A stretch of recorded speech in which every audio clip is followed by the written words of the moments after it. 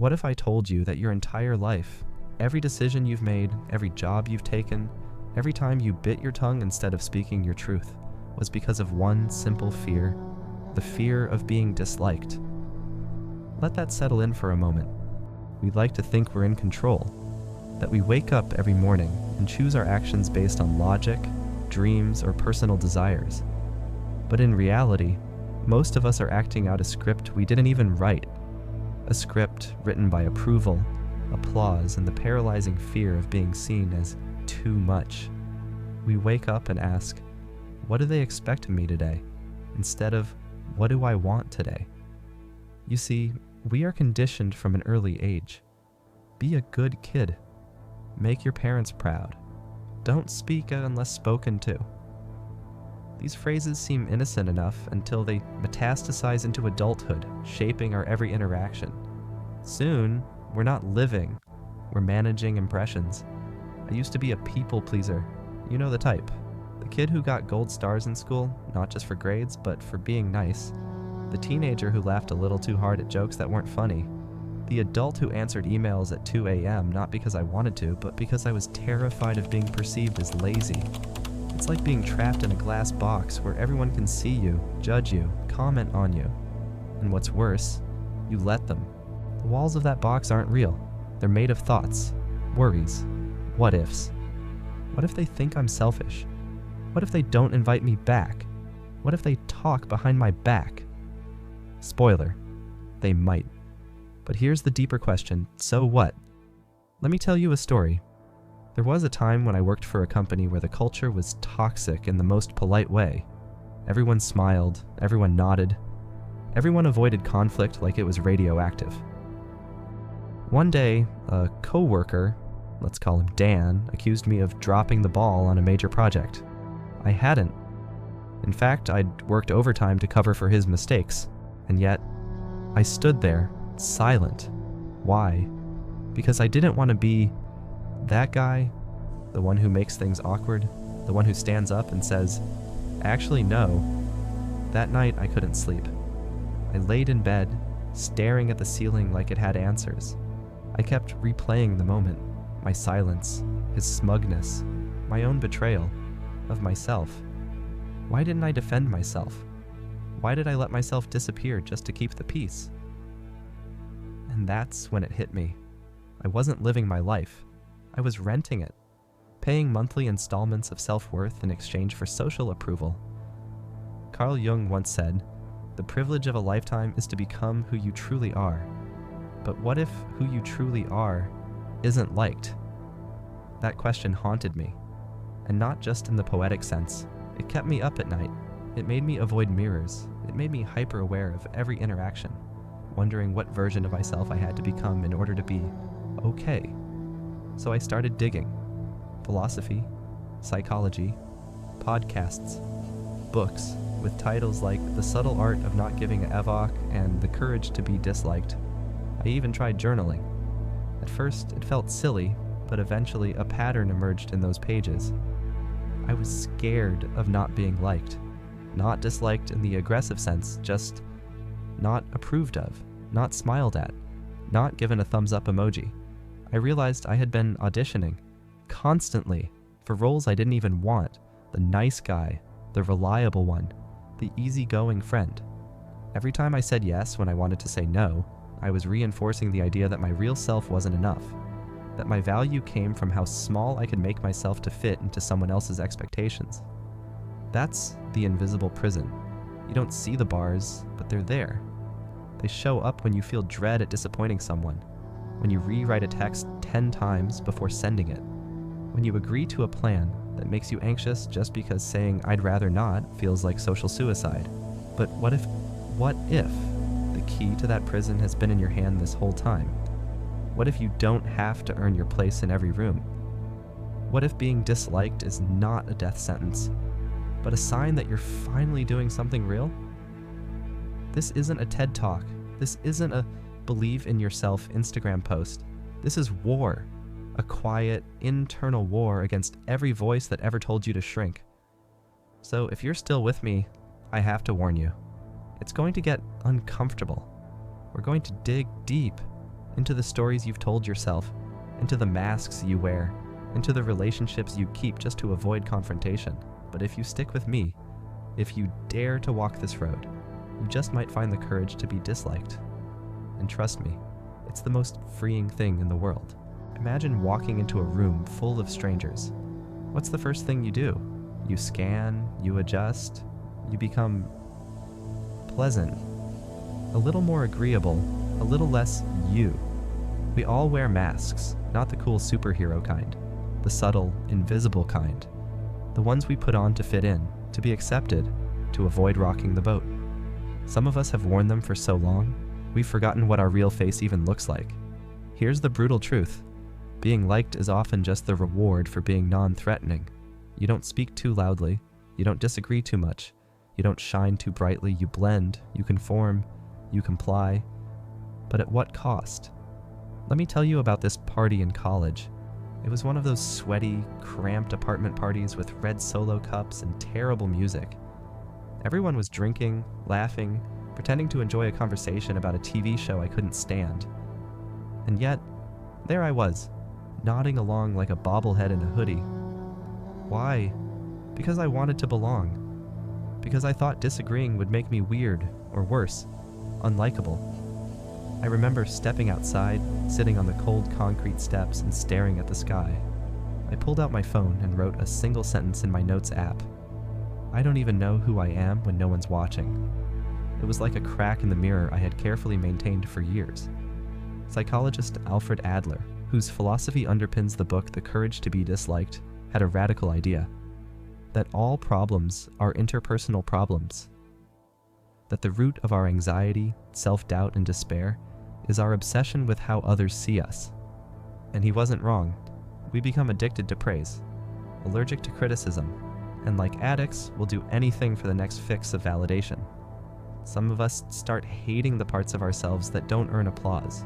We bury our quirks, we silence our boldness, we murder our authenticity with the knife of what will they think. It's a slow death, and it's terrifyingly quiet. I used to laugh in a way that made people stare. It was loud, from the gut, completely unfiltered. But one day someone said, "Wow, your laugh is intense." And just like that, I started laughing quieter, shrinking even my joy. You know what I'm talking about. That moment you shared an idea and someone raised an eyebrow. That time you wore something bold and someone said, "That's interesting." That instant shame, that internal retreat, you felt it, and you adjusted, you masked up. But here's the thing about masks, they're heavy, especially when you wear them all the time. Eventually you forget who you were before you put them on. You start confusing your personality with your performance, and that's where the real danger lies, because the more you fake it, the more you reinforce the lie that your true self isn't worthy. And it's not just about social settings, it seeps into everything. Your career, your relationships, your dreams. You apply for jobs you don't want because they sound respectable.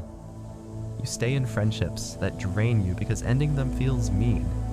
You say yes to things your soul is screaming no to, just to keep the peace. But peace that comes at the cost of your authenticity? That's not peace, that's quiet suffering. Let's pause for a moment. Here's a question for you. Who are you when no one's watching? When you don't have to smile? When you don't have to be impressive? When you're not curating a version of yourself for the feed, the boss, the crowd? If that question terrifies you, good. That means there's still something under the mask, something real, something worth fighting for. Humor time. You ever try to act cool around someone you admire? You suddenly forget how to talk. Your hands become spaghetti. Your laugh sounds like a car engine trying to start in winter. That's the cost of the mask. It strangles your spontaneity. Here's the truth. We're not supposed to be palatable to everyone. You're not meant to be universally liked. You're meant to be true. True people are messy, loud, quiet, bold, weird, honest, wrong sometimes, but real. The only way out, take it off, risk the wince, risk the awkward silence, risk being misunderstood. Because freedom lives on the other side of being seen for who you really are and surviving it. So here's the challenge. Stop trying to be easy to like. Start being hard to ignore. Let's play a little game. Picture your favorite food. Got it? Okay. Now, imagine offering it to 10 strangers. One might love it, another might spit it out, someone else might be allergic, someone might not even be hungry. The point? Even perfection is subjective. You could be the juiciest, most perfectly seasoned mango in the world, and there will still be someone who hates mangoes. Now think about how much of your life has been shaped trying to be someone else's favorite flavor. We chase approval like it's oxygen, and every rejection feels like suffocation. We twist ourselves into pretzels, trying to be agreeable, neutral, inoffensive, only to realize that being universally liked is not just impossible, it's unnatural. Want proof? Jesus had haters. Gandhi had haters. Mr. Rogers probably had someone out there ranting, "He's too nice, it's creepy." Approval is a moving target. It's like trying to hug fog. So why do we crave it so badly? Because somewhere deep inside, we've confused being liked with being safe. It starts young. As children, love often felt conditional. Praise when we followed the rules. Withdrawal when we didn't, so we learned. Approval equals survival. Fast forward to adulthood and we're still that little kid looking for gold stars. Only now, instead of parents, we're auditioning for coworkers, social media followers, and strangers who don't even remember our names. But here's the kicker. The more people you try to please, the more you dilute who you really are. You become a brand, a product, something market-tested and risk-free. You lose your edge, your weirdness, your soul, and then you wonder why you feel tired all the time. Why every day feels like wearing clothes 2 sizes too small? Because you've outgrown the mask, and your soul knows it. I once had a friend, let's call her Maya, smart, hilarious, brutally honest. But whenever we were in a group, she toned herself down. She'd nod politely, hold back her opinions, smile like a politician. One night, I asked her why. She said, "I just don't want anyone to think I'm too much." Too much. What a crime we've invented. Being too much just means you're finally refusing to be less. Maya eventually burned out, not because people disliked her, but because they liked a version of her she couldn't keep performing. That's the paradox of universal approval. You might win the crowd, but you lose yourself. It's like being in a relationship where the other person is in love with your mask, and you're terrified to take it off. Here's the hard truth. Being liked by everyone often means being loved by no one, not even yourself. And let's get even more honest. Some people will dislike you no matter what you do. You could save their cat from a burning building and they'd say, "Well, they took too long." So why are you bending your life for a verdict that will never be unanimous? Let me ask you this. Would you rather be liked for who you're not, or disliked for who you are? Adler's philosophy reminds us that our worth isn't tied to our social utility. We are not here to be agreeable. We're here to live, to create, to feel. And yes, that will make some people uncomfortable. Good. You're not a moon orbiting someone else's world. You are your own damn planet. And the people who are meant to be in your life, they'll come to you, not because you twisted yourself to fit them, but because you stood tall in your truth. You'll start noticing something beautiful. The more authentic you are, the more aligned your world becomes. You may have fewer people in it, but they'll be your people. People who see your scars and don't flinch. People who celebrate your too muchness. People who show up not for the version of you that's easy, but the one that's real. And that, my friend, is where your real life begins. Here's the part they don't tell you about self-acceptance. It's lonely. Not forever. But at first, oh yeah, the moment you start speaking your truth, setting boundaries, saying no without guilt, there's a silence that follows. The people who liked the old version of you, the agreeable version, might pull away. Some will be confused. Others, offended. A few might even ghost you altogether. And it stings. It really does. Because growth often feels like betrayal. Betrayal of the roles we've played, of the characters others assigned us. It's not just about losing people. It's about losing a part of your identity, one that revolved around being needed, being nice, being predictable. But that loneliness, That's the clearing before the forest regrows. That's the space where the right people finally have room to find you. I remember when I first started setting boundaries, not dramatic ones, simple things, saying, "I'm not available tonight," not replying instantly to every text, expressing that I disagreed with someone's opinion without sugarcoating it. The reaction was chilly. Some people took it personally, others just vanished. And that's when I realized something. They weren't reacting to me. They were reacting to the absence of the version of me they had grown comfortable with. I wasn't being unkind. I was just being me, unfiltered, imperfect, and honest. But when you've spent your life being low maintenance, asserting yourself feels like rebellion. That's the lonely middle, the phase between shedding who you were and becoming who you are. It's like being in a foreign country with no map. Everything familiar is gone. You second-guess your decisions. You miss the comfort of the mask. You wonder if this new version of you is even likable. But here's the truth. This is where real self-respect is born. In silence, in solitude, in the nights where you sit with your discomfort and say, "I'm still worthy." Because being authentic doesn't always feel good at first. It often feels like pulling out splinters. Necessary, but painful. There was a stretch of time where my weekends were empty. No texts, no invites, and my inner critic got loud. "You're being difficult. You're pushing people away. You used to be so easy to be around." But slowly, I started using that space. I picked up books I actually liked, started running, got into photography. I found joy in moments that weren't performative, just pure, quiet joy. I wasn't losing people. I was meeting myself. Think of it like cleaning out your closet. When you first dump everything out, it's chaos. Mess everywhere. You second-guess tossing that old hoodie. But once the clutter's gone, you see what actually fits, what still makes you feel good. People are the same. When you stop performing, the ones who love the act will leave. But the ones who stay, or better yet, the ones who arrive after, they're there for you. Not the mask, not the show. And something beautiful happens. You laugh louder, cry harder, connect deeper. Because now, there's no filter, no audience, just presence.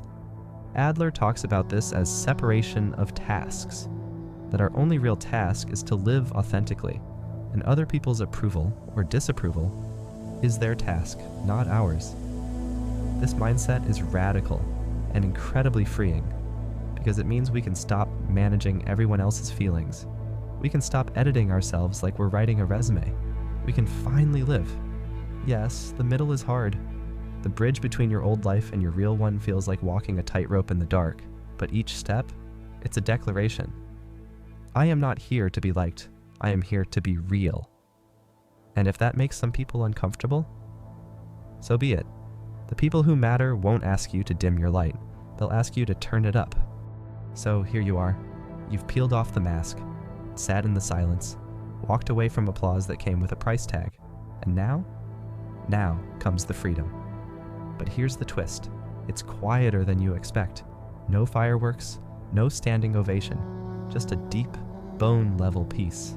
Like your soul finally exhaled after holding its breath for years. This kind of freedom isn't loud. It's not always dramatic. Sometimes it looks like saying no without explaining yourself.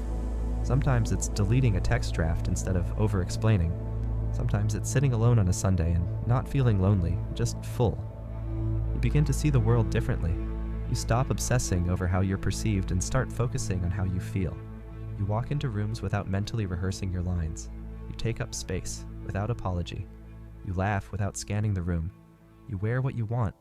You speak without calculating impact. And something miraculous happens. The world doesn't end. You realize you can survive being disliked. You realize you don't need validation to breathe. You realize you are enough even when you're not everyone's cup of tea. I won't lie to you. There are still moments that sting. A passive-aggressive comment, a friend who drifts, a social media post that gets less engagement than usual. Your ego will flare up. Your old habits will whisper, maybe tone it down next time. But then you'll remember, you didn't come this far to shrink. You'll take a breath, smile, and move on. Because now, your compass isn't approval, it's alignment. You You start asking different questions. Does this feel right for me? Does this choice honor who I am becoming? Am I proud of how I showed up even if no one claps? And when you answer yes, that's the new applause. This is where the magic happens. You start attracting people, not to your performance, but to your presence. People who see your edges and call them beautiful. People who don't just tolerate your flaws, but connect through them. You stop living a life of shoulds. You start living a life of truths. And maybe you still get nervous sometimes. Maybe you still feel that old tug. What will they think? That's okay. Courage isn't the absence of fear. It's moving anyway. Every time you choose authenticity over approval, you reclaim a piece of yourself, and it adds up. Until one day, someone asks you, how did you become so comfortable in your skin? And you'll smile. Not because you don't care what anyone thinks, but because you finally care what you think more. Here's your final question. Are you willing to disappoint others if it means being true to yourself? Because the truth is, you will be misunderstood. You will be misjudged. You will at times be disliked, but you will also be free. And freedom, real freedom, is worth every awkward silence, every broken expectation, every goodbye. Because on the other side of being disliked is a life that actually belongs to you. So take the risk. Speak your truth. Embrace the silence that follows. And remember, you don't need to be liked by everyone. You just need to be loved by the right ones, including yourself. And that, my friend, takes courage. The courage to be disliked,